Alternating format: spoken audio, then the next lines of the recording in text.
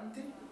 I'm a researcher at INVALSI and I am also the coordinator of this session, which is split into two parts. This morning, the first part, and this afternoon at 2, the second part, always in this room. Just a couple of information for speakers. So we will have 15 minutes for the presentation and then around 5 minutes for questions from the public. I will inform all speakers when 5 minutes are left and only 1 minute is left. Okay? Thank you.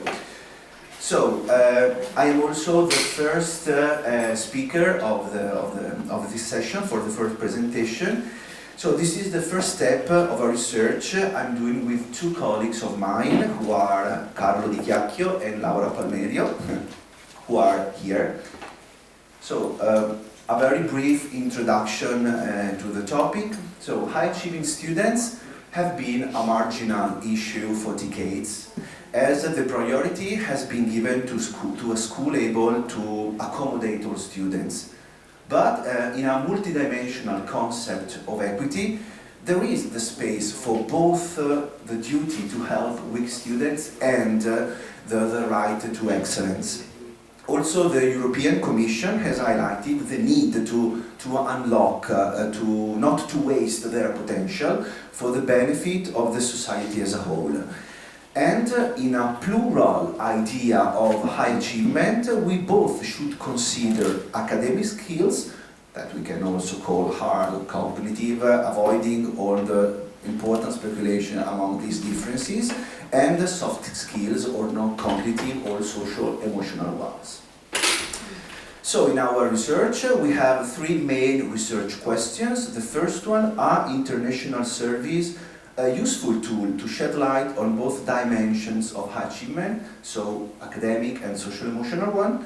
Which social and emotional skills can be investigated? And do students who scored higher in academic skills also reported top levels in the social and emotional ones or in other indices? To try to answer these questions, we will stress data of OECD-Pisa 2022 in both cognitive and cognitive test and the student questionnaire. A brief idea. So, of course, we know that skills measured by standard tests are especially the one on your left, so the one that we can call academic skills, and INVALSI also try to measure this dimension, but also international surveys. And international surveys, thanks to the student questionnaires, can also shed light on other dimensions which are more typical to the social-emotional dimension. Focusing on PISA, we know, of course, that in the academic dimension talks about 3 main literacies: reading, maths, and science. Each survey, each edition measure all these literacies, focusing on a specific one, which is the core. For instance, in PISA 2022, maths was the core literacy. But with the student questionnaire, we can also shed light on other skills, referring according to PISA and OECD, to the big 5 models. So there are 5 domains. And thanks to the student questionnaire, we can have also data about other dimensions, in particular about perseverance for the task performance domain, stress resistance and emotional control for the emotional regulation domain, curiosity for open-mindedness domain, assertiveness for engaging with others domain, and both empathy and cooperation for collaboration domain.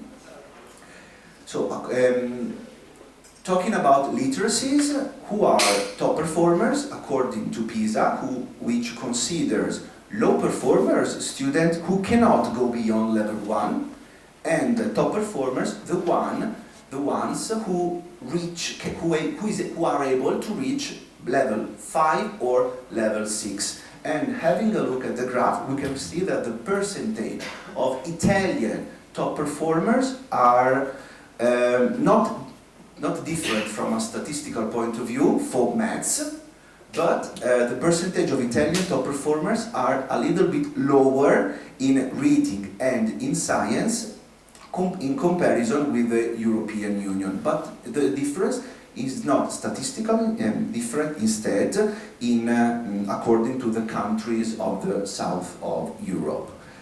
If we focus our attention on the other dimension, which is the social-emotional one, for these indices created by OECD about, of course, social-emotional skills, we can consider top performer a student whose score in each index is in the fourth quartile of the distribution. And here we have the percentages of top performers in Italy for Italian students. In some indices, for example, stress resistance and emotional control and empathy, the percentage of Italian students is lower according to the other two groups. But in some cases, this is higher. I'm referring to persistence and curiosity, and in other cases could be a little bit lower, depending on the comparison group for the other indices. Let's try now to go in depth and try to cross the two dimensions. Here you have the values for these three indices, for low performers and for top performers. So here we can realize, of course, nothing so special, but it's a sort of confirmation that top performer students are more curious, perseverant and stress resistant, and these differences are always significant from a statistical point of view. Let's move on and try now to focus on the core of the core literacy of PISA 2022 and try to look at the values of students, top performer students and low performer students in maths regarding other indices, so not the social-emotional ones, but other indices which are created by PISA. Of course, PISA is very useful because they gave us a lot of information, a lot of data, and they create a lot of indices. We decided to focus our attention on the indices created in these two modules, so the ones about subject-specific beliefs, attitudes, feelings and behaviors, and the ones about the exposure to maths content. For the first module, indices created are about subject familiarity with maths concept, growth mindset. I have a little, very brief focus on growth mindset because it will be very important in further slides. So in this, for this index, questions to use to create it are, for instance, your intelligence is something about you that you cannot change very much, or some people are just not good at maths, no matter how hard they study.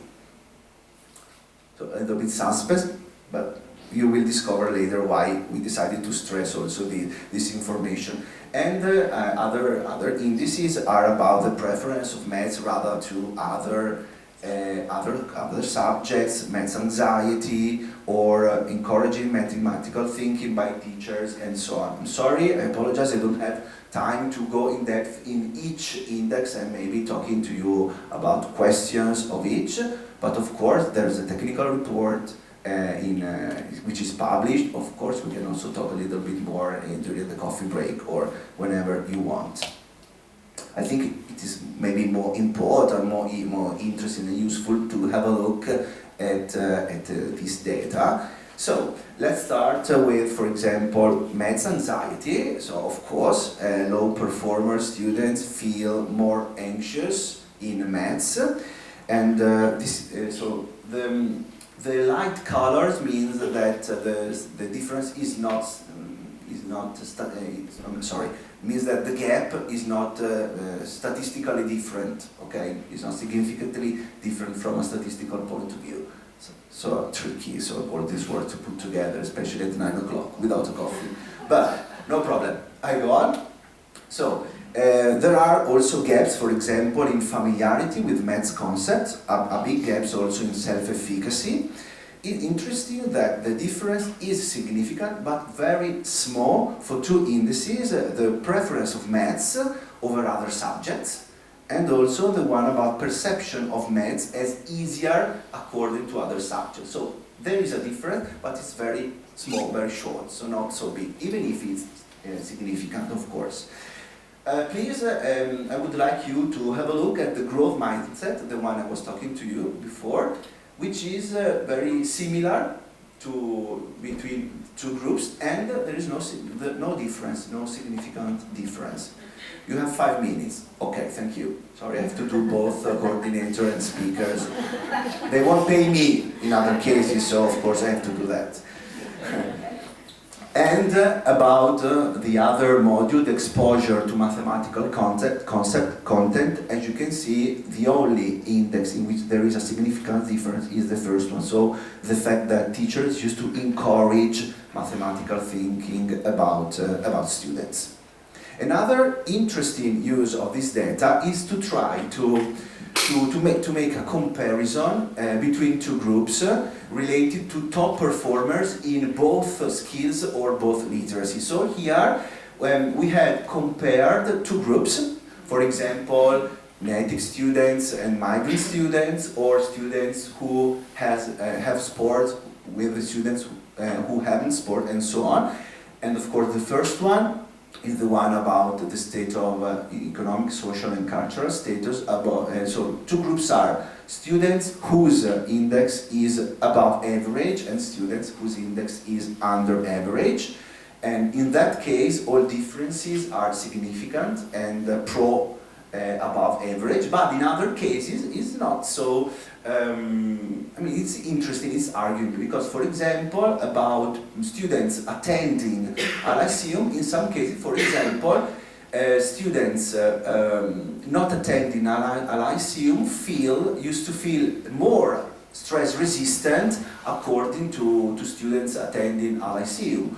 Or other indices about boys and girls. Please have a look also the huge difference in top performers in the index stress resistance. So plus 27 percentage point for boys rather than girls. It's very huge, it's very big. Okay, coming to the conclusions. So this analysis, even if in brief, shows that students who achieve in traditional academic subjects also tend to be top performers in several social, emotional and behavioral aspects, both general and specific to maths. High achievers are significantly more curious, more persistent and more resistant to stress. In maths in particular, they are less anxious, they feel more confident and they are more likely to engage in proactive learning behavior. The literature on the subject suggests that it is more likely to be a circular relationship among all these aspects that is progressively reinforced, both positively, of course, for top performer students, but also negatively for low achievers. And therefore, it makes sense to help to modify all these aspects in order to promote academic success. So not only focus on maths topic, but also to focus on other dimensions which can be related to this one. Yeah, it is also surprising in our vision that regardless of academic high achievement, students tend to believe that intelligence and talent cannot be modified and thus increase. This is, I think, another very interesting idea, and thanks to this data we can, of course, put light also on this aspect. Okay, thank you.